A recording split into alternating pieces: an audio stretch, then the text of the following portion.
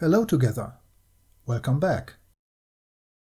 In this third part of the tutorial series, we'll take a closer look at the wand. What are the sub-assemblies and how do they combine to form the wand?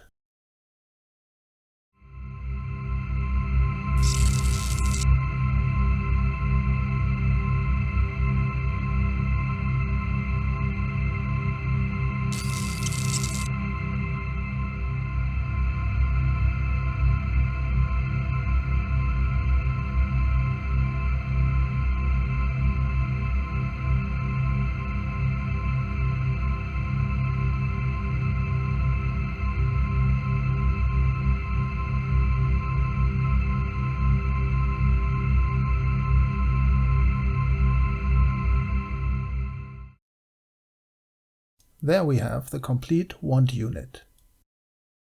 I will exclude this group of switches because these will not be 3D printed, but instead added as an electrical component.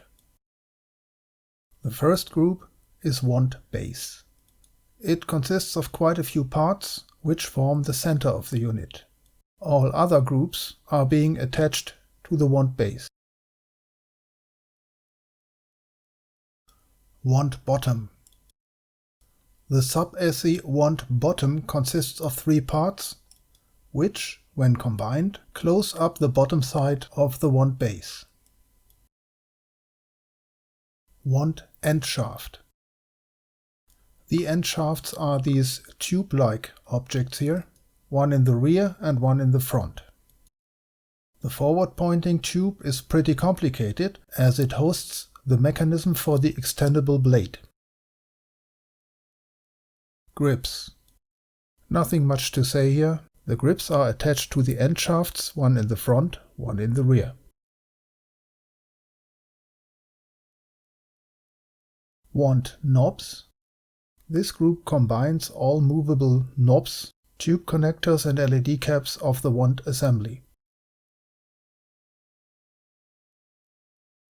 Then the wand-based Clippard valve.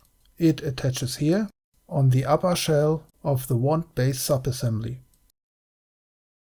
Heat sink. It is attached here on the side wall of the wand. And at last the group of widgets. This group of parts is being attached to the front of the forward end shaft.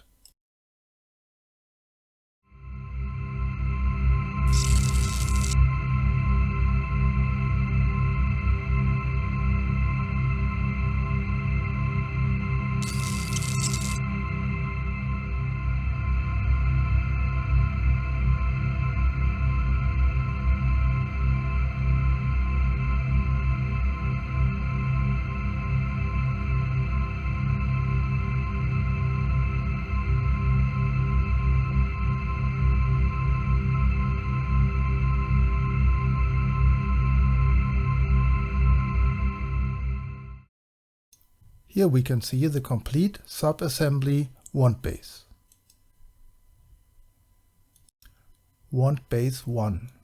That is this box-like structure, which is the center part of the wand chassis, and it hosts a lot of electronics.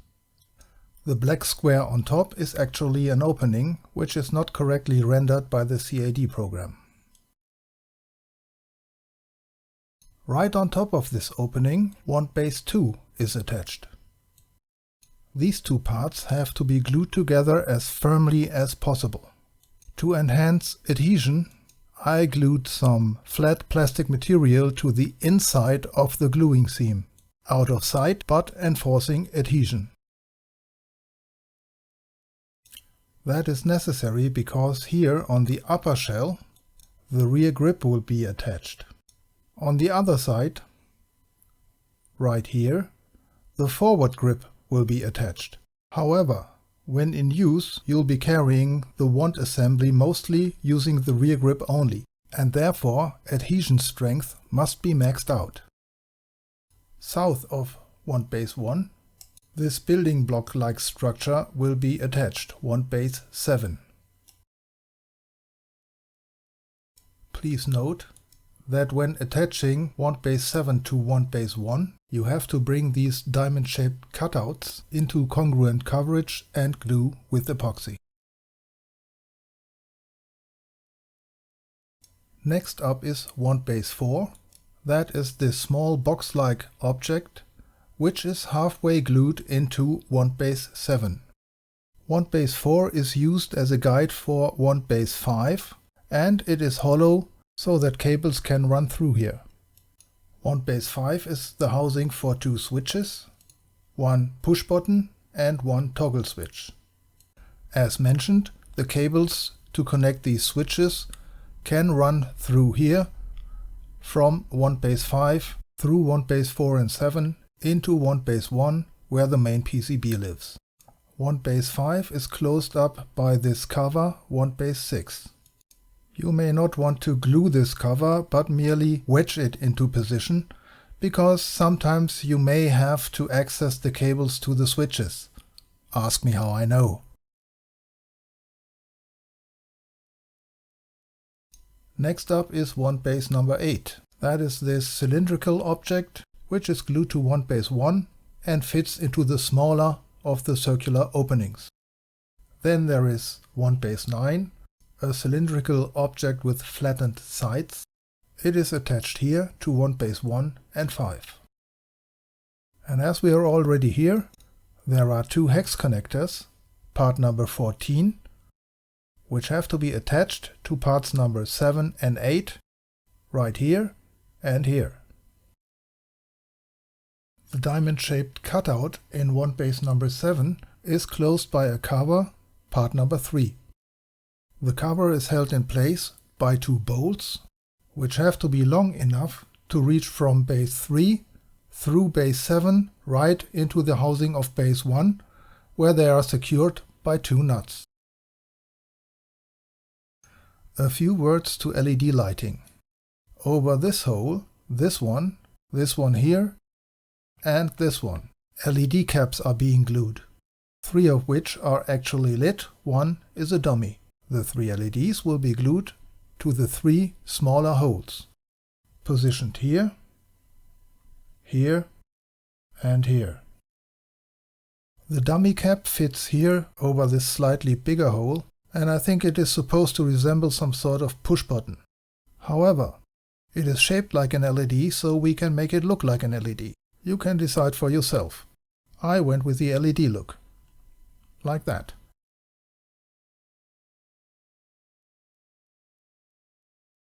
Each LED cap consists of 2 parts. First, there is this head-like structure, followed by this tubular structure.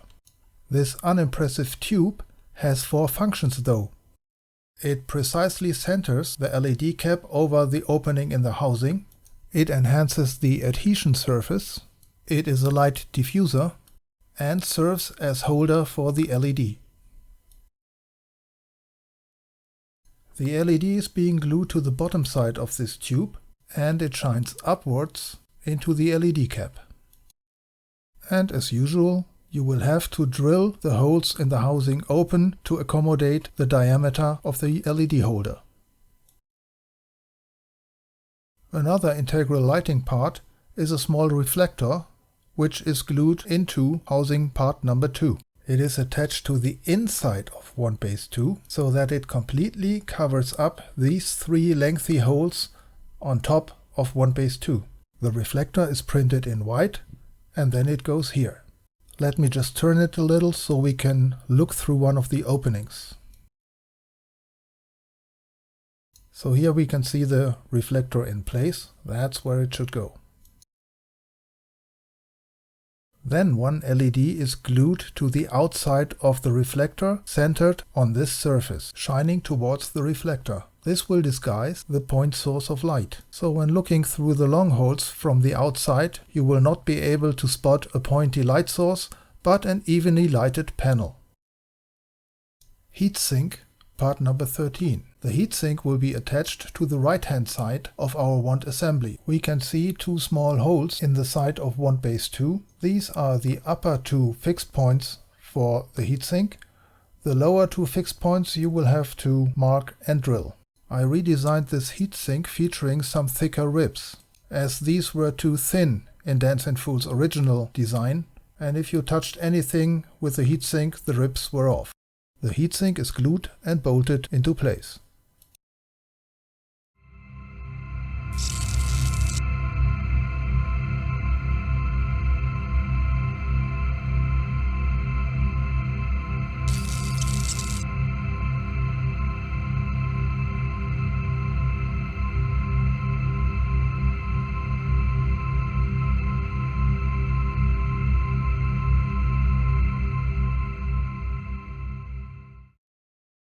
Wand bottom. The wand bottom assembly consists of only 3 parts.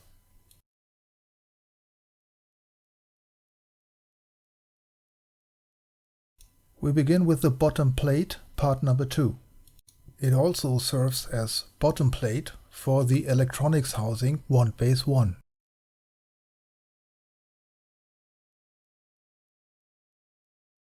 To the bottom plate, this rail-like structure is being fitted with the pointy edge pointing forward.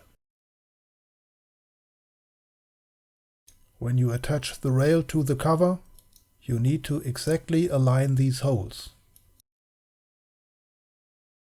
Then you need to attach the clip part number 3 to the assembly. Here the pointy edge points towards the rear of the wand, and again you need to align the holes. The clip is then glued and bolted to the bottom plate. Use bolts that are long enough to reach the far side of the bottom plate and secure the bolts with a nut. This way we make sure that the assembly sucks up all the forces that act upon it when wearing the wand assembly on the Proton Pack. Then, the bottom plate is not glued to the housing, it is held in place with 6 screws.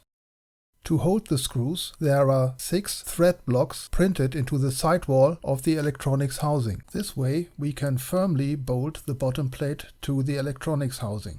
This way we get the desired stability, and it keeps the electronics accessible in case we need to do repairs.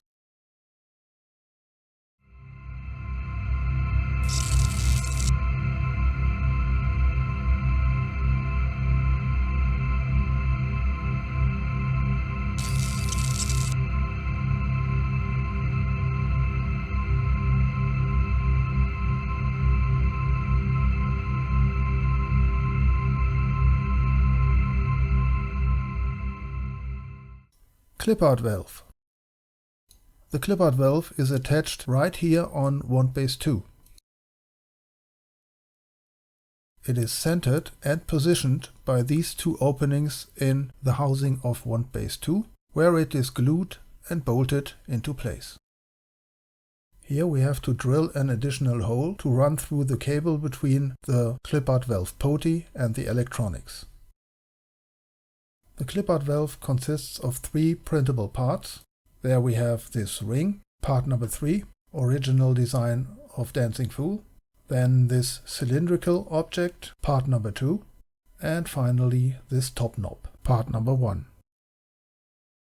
Into Clippard valve part number 2 we can fit a poti, which we can use to adjust the output volume of our Proton Pack. The poti is fit through an opening in valve part number 2 and then held in place with its own nut. At last you drill open the hole in poti knob number 1 and put it on the poti.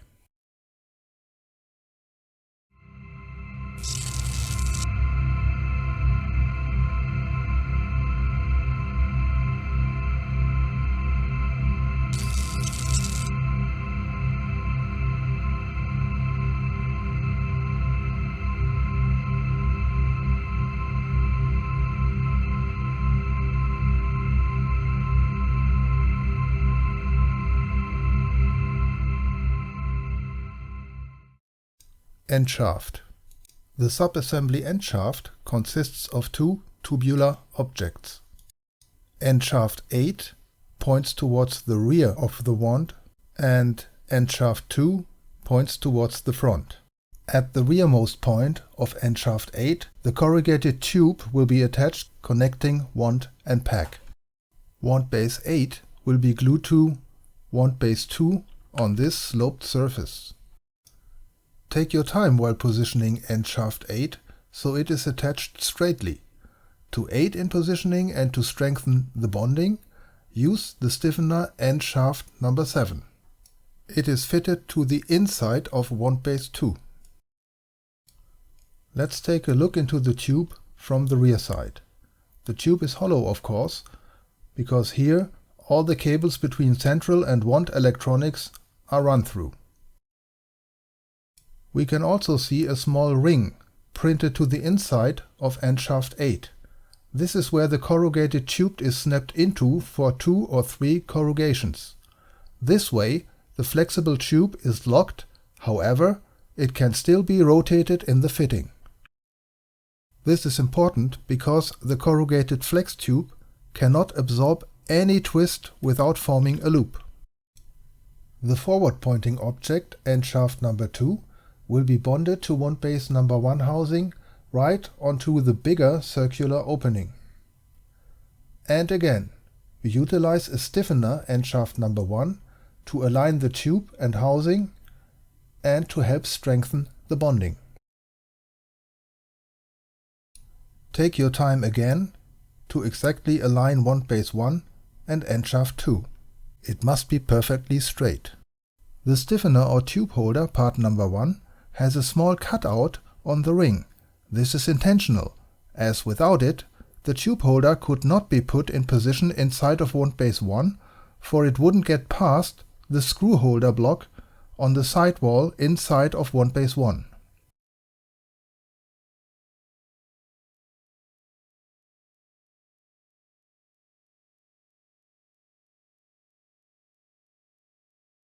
As seen on the movie Proton Packs, a tubular structure can be extended from the tip of the wand.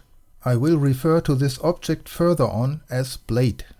This extendable blade is also implemented in this prop, and it looks like this.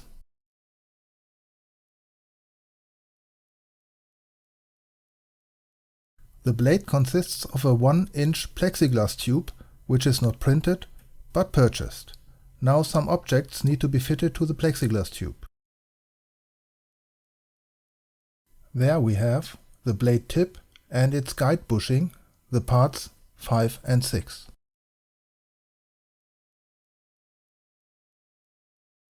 The guide bushing is glued to the end of the plexiglass tube and it serves as a guide and a bonding enhancer for the tip part number 5.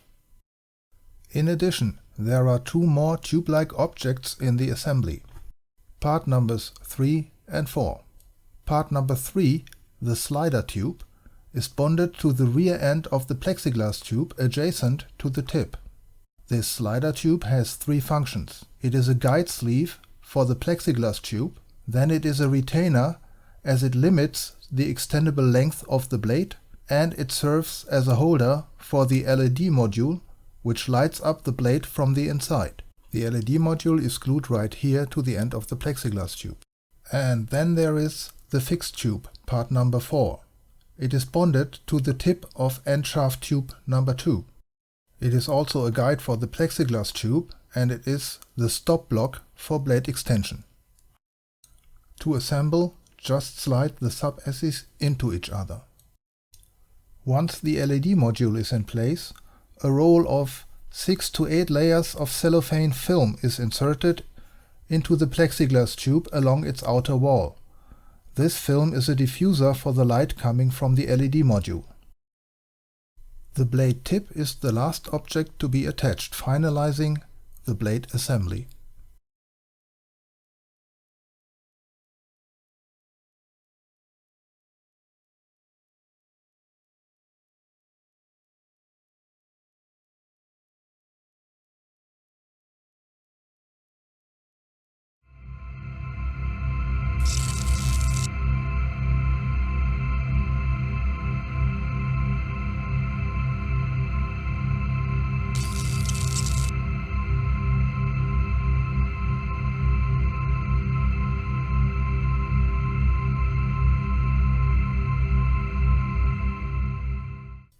Wand grips.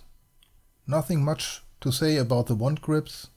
There is a forward grip and a rear grip. The forward grip will perfectly fit to wand end shaft tube number 4, and the rear grip will perfectly fit to wand end shaft tube number 8.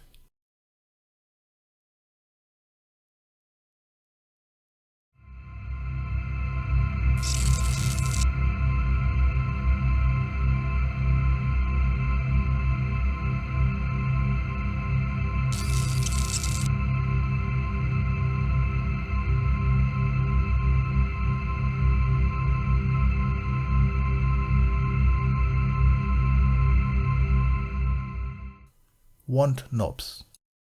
Wand knobs is an assortment of knobs which are attached to the wand. Let's take a closer look.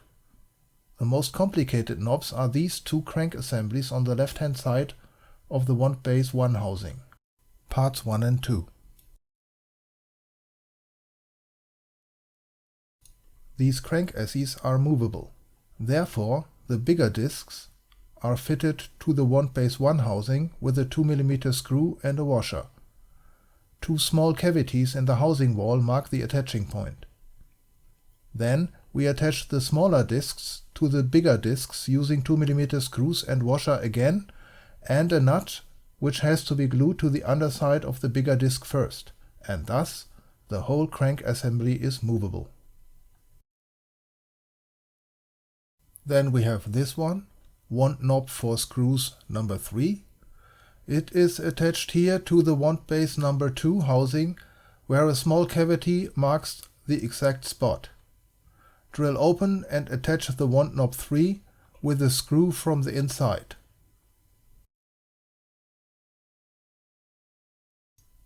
Coming up is this group, wand top base and wand top knob, the parts 4 and 5. The base could not easily be printed onto wand base number 2, therefore this base is bonded about here to the rounded edge of wand base 2.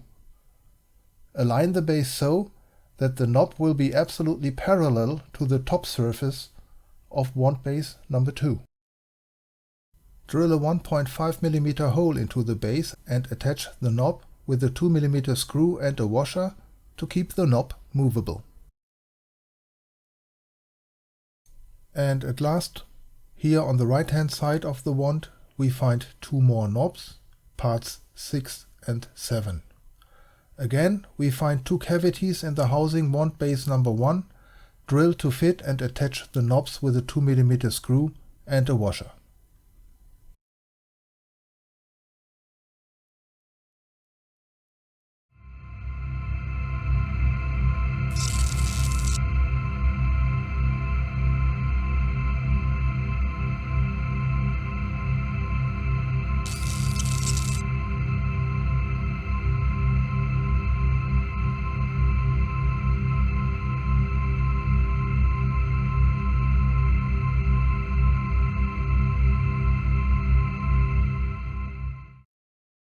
Wand widgets.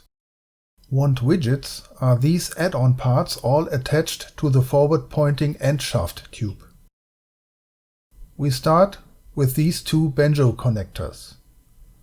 Banjo 1 goes to the wand end shaft number 5, the blade tip.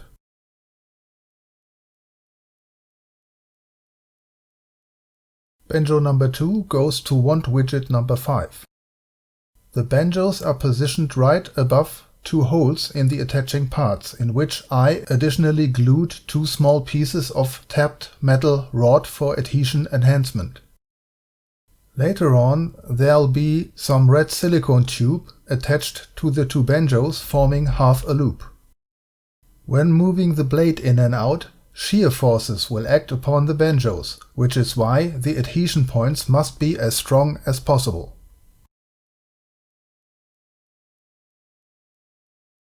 Though I usually would use real screws here, I could not find any flat slotted hexagon-headed screws, so I went with the printed screw heads instead.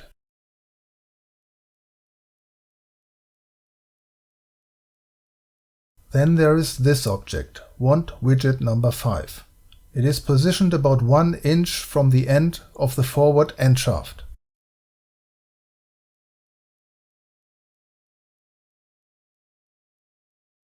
Take care that widget number 5 is positioned horizontally, adjacent and lined up with the little box on the other side of end shaft number 2 and parallel to the bottom of the wand base.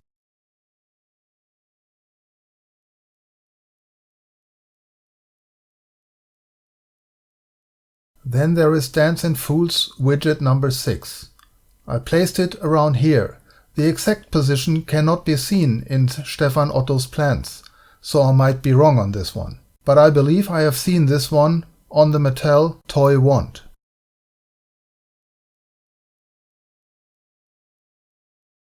There is 2 objects forming this little box, widget number 7 and 8. In the original design of Dance in Fool, this box was a one-parter with printed in push button and LED cap, and with no function. Push button here, LED cap here. I redesigned this little box for implementation of a real push button and a real LED with cap. So we add a clear LED cap here and a push button here. And as we go through the trouble of using real components here, wouldn't an actual function of these components be great? Unfortunately, there is no function for this group in the original electronics design. Therefore, I went for an isolated application in my redesign. You push the button and the LED does something. It is up to you to choose which sort of LED you want. It can be a standard LED or any kind of effect LED like multicolor or flicker. But for the functionality, we need power. And there is no easy way of leading power from the wand base electronics to the very front of end shaft number 2 due to the extendable blade design. Therefore, this isolated application uses a small lithium button cell for power. We then make a simple circuit from the cell through the switch, through the LED and back to the cell. The cell goes into a small holder where the 2 poles are accessed by 2 small cut pieces of wire like from a through-hole resistor. These are simply looped through openings in the holder. Chapter Electronics will explain further. Cover piece number 7 closes the box number 8. And here we see a demonstration.